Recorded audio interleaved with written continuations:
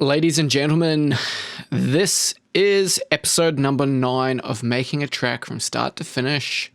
We are forging ahead. Let's listen from the start to the finish of what we've got arranged so far, and then we'll keep fleshing things out. So let's have a listen.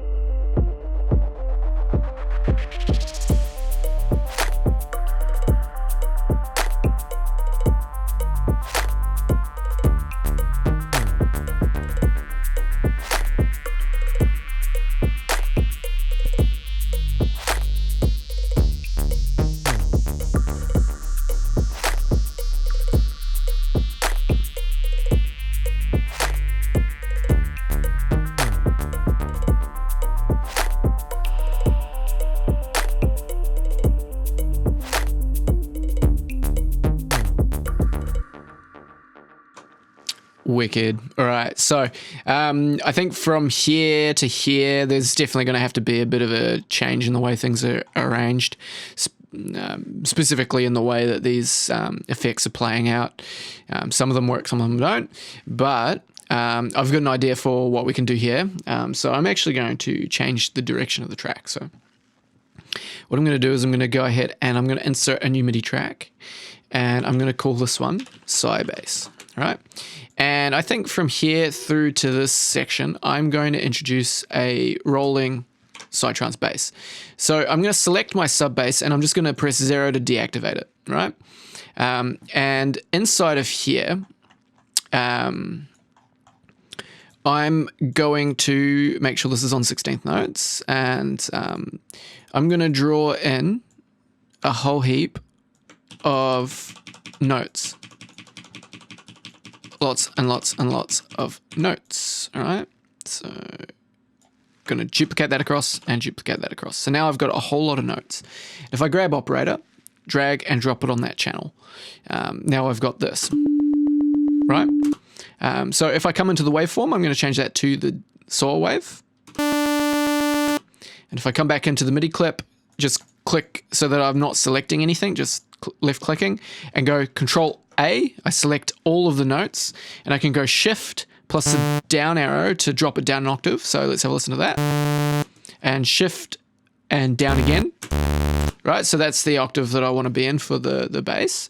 And then if I come to the filter, I want to use the filter envelope and I don't want any resonance. I'm going to pull that down to 0. I want to apply filter to control the frequency, quickly opening and then closing for every time this MIDI note triggers. So I need to apply the envelope by putting 100% of the envelope on that filter. And then I can come in here and I can tweak the decay, the sustain, and the release to get an interesting plucking sound. Right, so So let's have a listen to that.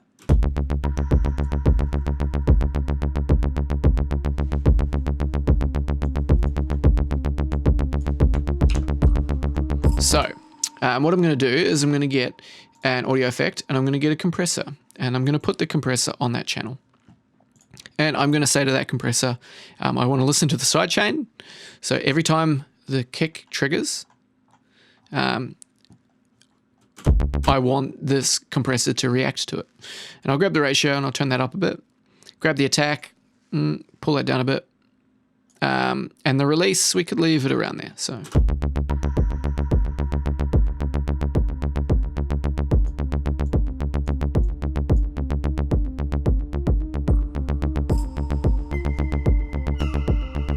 Right. And then I'm going to grab an auto filter. And what I'm going to do is I'm going to use this auto filter and I'm going to slowly sweep from low, so very low. I'm going to turn the automation on up here, wiggle that parameter, and I want to control that. So what we can do is we can use the new Ableton 10.1 automation curves, and we can just select the area that we want to automate, right click, and then we can draw that in, right? And let's have a listen to it.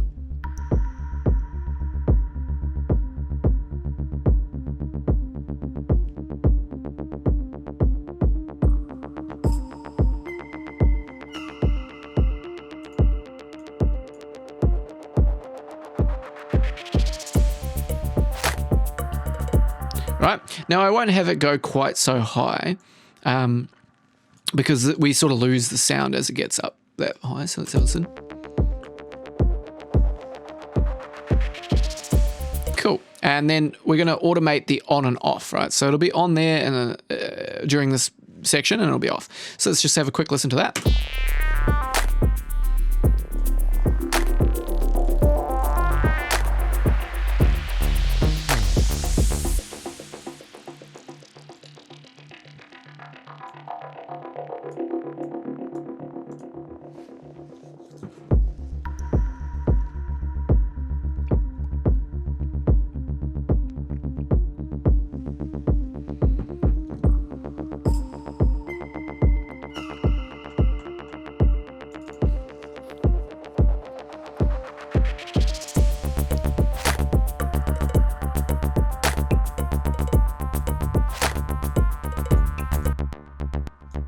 So let's just get it balanced in terms of volume.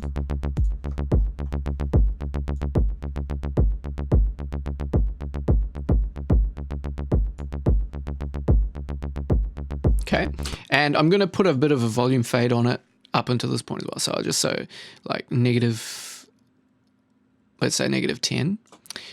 So it slowly comes in, it's getting filtered, and then we let it drop.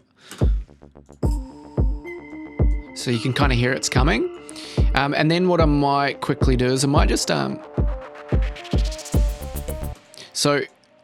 going to make it so that on the beat, there's not a bass note once it actually comes in, right? So I'll do that, and then I'm just going to delete all of that, and I'll take this section, and I'm going to use Control D just to duplicate that out, right? So let's have a listen to that.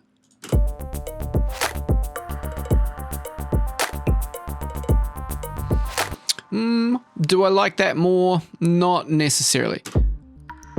So I think it was actually better the way we had it. So if we go Control Z, Control Z, Control Z, I was just thinking that maybe clearing that out and having it like that could be superior, but not all ideas that we try end up working out. Yeah.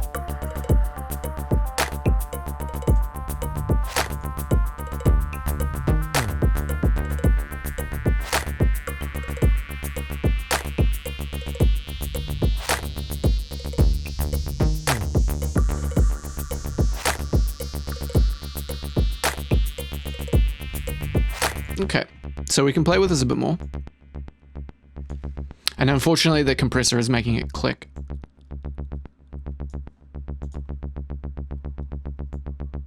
So that's making it brighter. Oops, a daisy.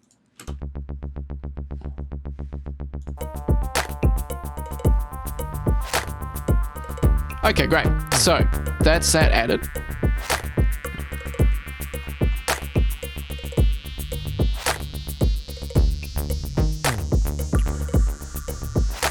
What I wanted to do as well with this lead is I wanted it to come a bit louder. So let's actually change the fader to 0 and my apologies, that is not the right instrument. This one. So let's so let's have a listen to that volume.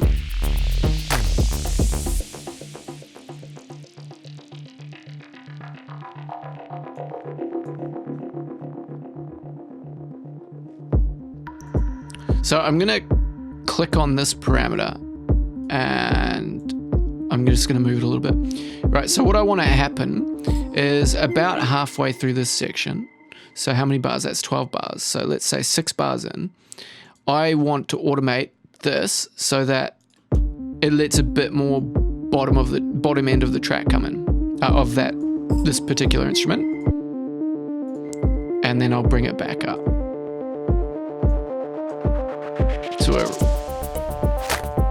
Right, and then what I'm also going to do is I'm going to go saturator, and I'm going to pull the saturator in, and as we are progressing the sound, I want the drive to increase by, let's say, 10 decibels, right? So that's going to increase the volume, and if we put it into like a medium curve sort of saturation, and then on the output as it's coming up, let's bring that down by 10, so we compensate for the addition of the volume, but we should get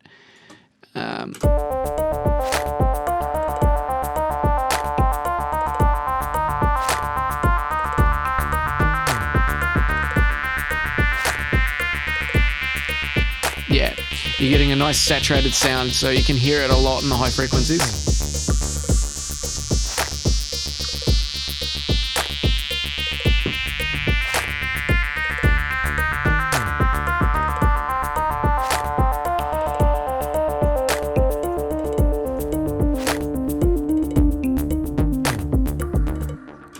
Great.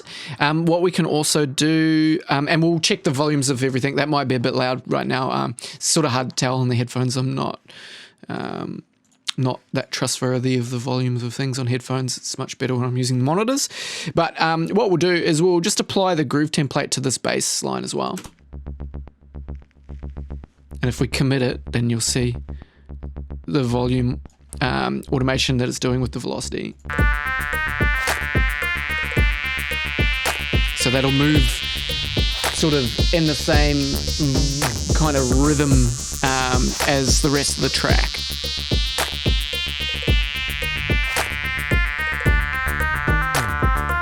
All right. So what we could do is we could take some of these effects.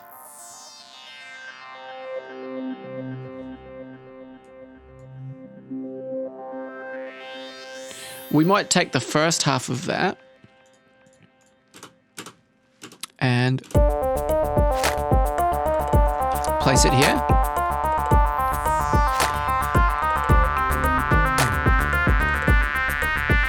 And we'll grab this. So if we have them play into each other, let's have a listen.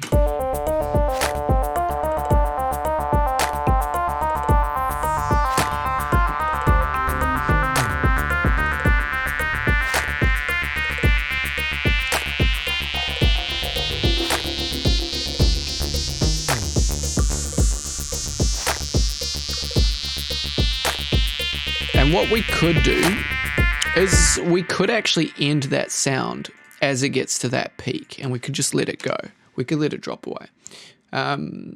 So let's have a listen and see whether that works.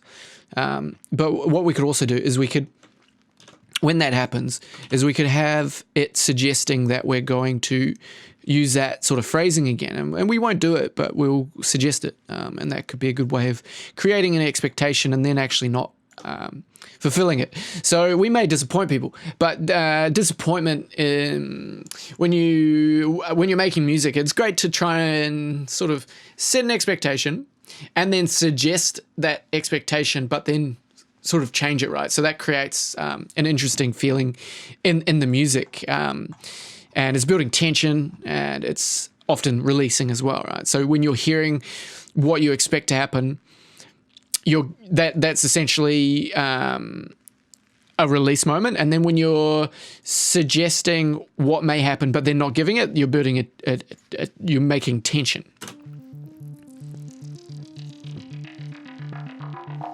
You can hear that clicking quite clearly from the compressor on the bass, which is not ideal, and we'll probably do something about that. Maybe not in this episode, but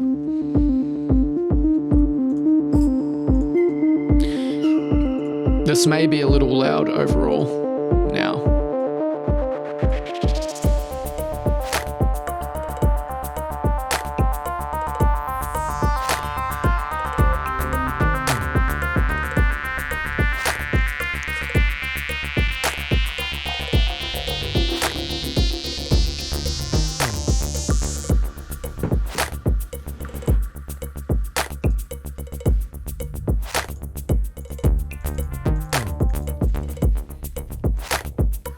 What we could do with this as well, I'll create another version. Take that down, Control J to consolidate it, and then I'm going to reverse it. And then if I do this,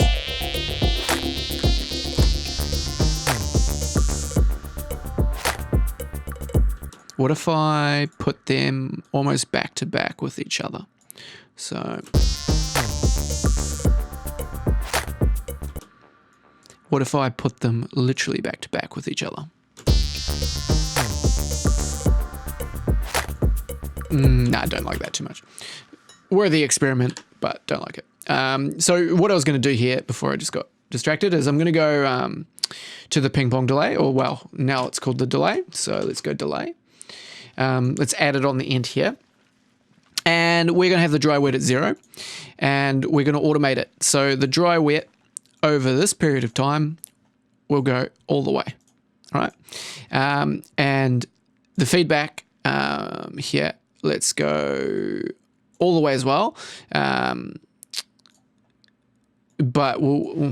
that didn't really matter that I did that, but let's pull that down to like 90, just to be real specific. And then let's have a listen to how that works on the end there.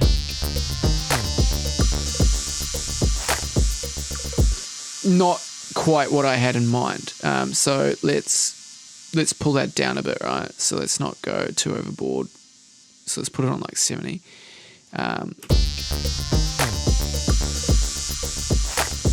So put it on ping pong to start with. So the feedback's way too high. So how about we don't automate the feedback, we just leave it at like 50.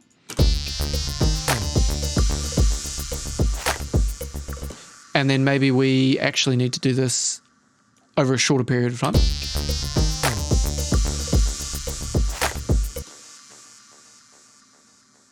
And then let's use a filter just to target the frequencies quite specifically.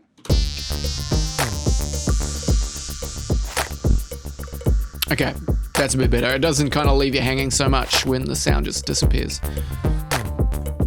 All right, and I think, yeah, from this part, we're going to sort of bring the energy down, and I'm just going to end the track.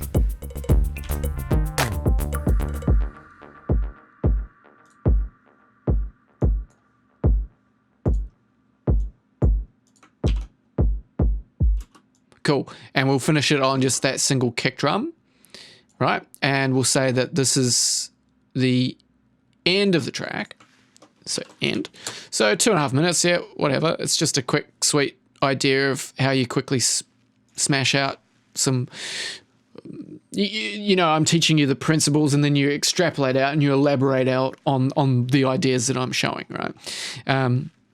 Because otherwise, if I was writing a full, 8-minute track or whatever, and we're only on episode, 9, we could be here for a little while, and I'd be doing pretty similar things and just reiterating and reiterating. So you're not really going to learn that much as I keep going. So, yeah, let's just quickly put some more little finishing touches on this. It's not going to be done at the end of this episode, but it's going to be the overall structuring of the track, let's say, will be finny, and we will be very, very happy with that, because I don't want to spend forever doing this series. But I will be doing a new series on, like, I'll start another track from start to finish at the beginning of 2020, and we'll do some fresh stuff, and we'll change it up, and we'll keep doing these series and reiterating them, and maybe by the time I do the second series you won't need to watch it because you already know heaps. So anyway, let's what's this guy? These sounds have not been sort of layered and structured in the best ways just yet. And the bongos, I reckon, could do with a bit of a shake up in terms of what I'm doing with them. So we'll keep that for, another episode. We won't do it this one, but what do we got there? We got 2 E's. We got those other birds. Yeah, we won't. What about this guy? What is this? Oh, yeah.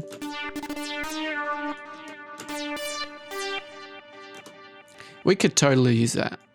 So...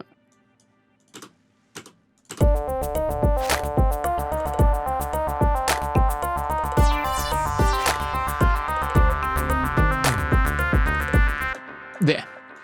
So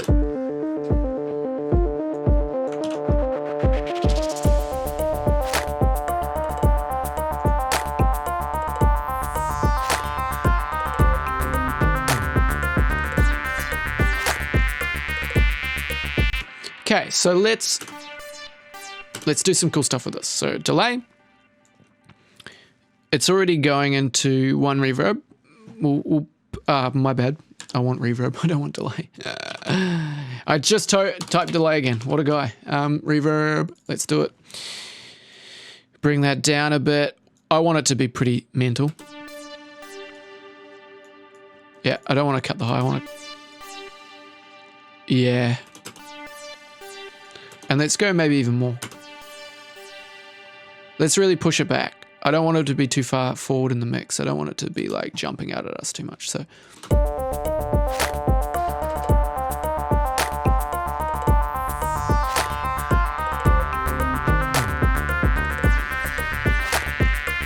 okay, so it's too washed out. Let's bring it up a bit and we'll see how it goes next time it comes in.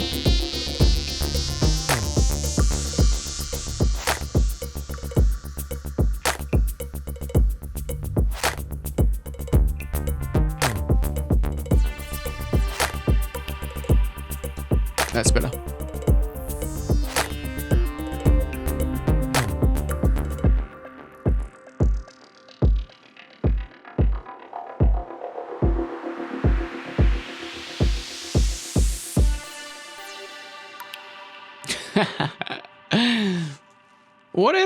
Whatever. It's our first track, remember, guys? It's our first track. That's a pretty cool little phrase at the end, I think.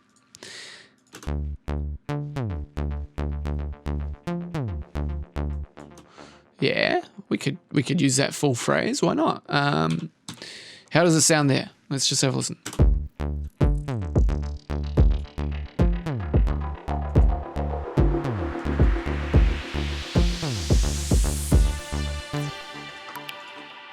Why don't we use this? Why don't we use the whole thing? How does it sound here?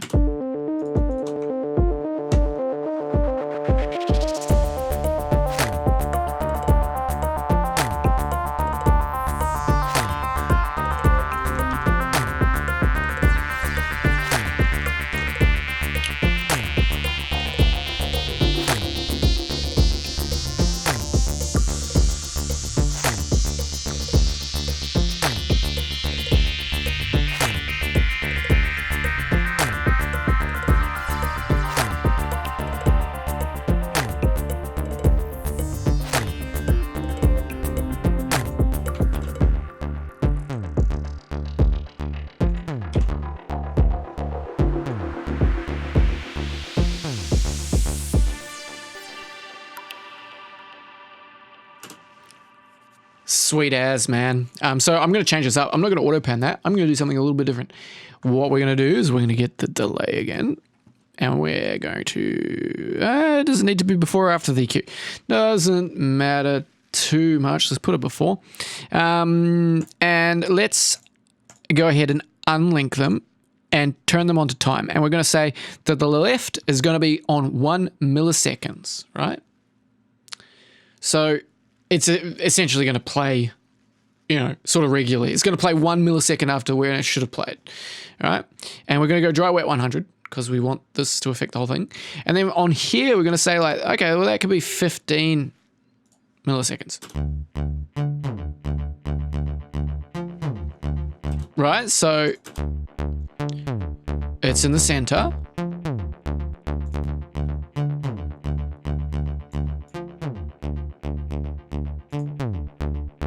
Center. Spread. So let's try a different value. 20 probably works better. Right, that's really spread wide. And why is that cool? Why is that interesting? The reason it's cool or interesting,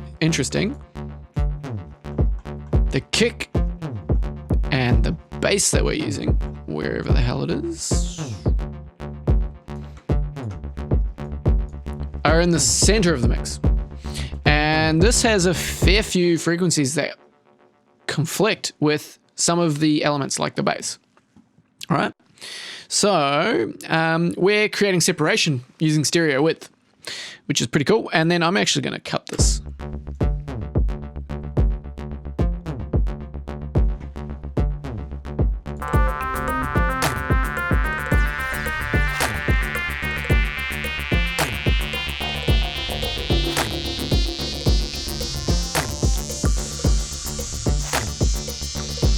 All right.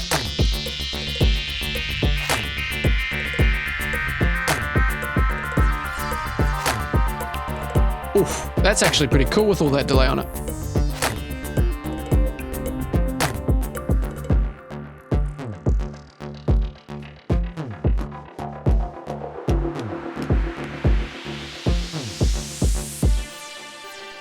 I don't think we need that there. I reckon it finishes off pretty nicely without it, but I think that's cool. It's kind of cool on there.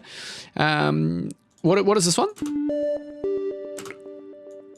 We could use that. I mean, why not? And we could put the same freaking massive reverb on it too. Heart and soul. That's beautiful. So they're playing the same thing, right? Let's put them offset like that because we can use that phrase a couple times. Right. So I reckon that is a wrap for this episode. And I think the next episode is going to be one of listening to it, tidying up any parts that are a little bit messy and just making sure that we've got sort of even layering across the entire track, right? We want to make sure that the detail is, fairly well spread across the track. Of course, we're going to have more minimal moments and more full moments, but we'll do that with a clear-minded approach rather than sort of maybe a negligent approach because I just, forgot to put something somewhere or, this sort of thing. So we'll tidy the project up in the next episode. And then in the episode after that one, I reckon we're going to mix this down and get it sitting nice and tight, and we're going to make it nice and loud so that we can say that it's mastered. Because in the beginning of our music creation, we may as well just master our own music, just get it loud so that it sounds like it's not, miles away. And when people sort of listen to music, if you're going to put it up on SoundCloud, they won't have to, turn their speakers up really loud in order to get it to the same volume as the other tracks that they've been listening to. So, good episode. Thanks for watching, guys. I will see you in the next video.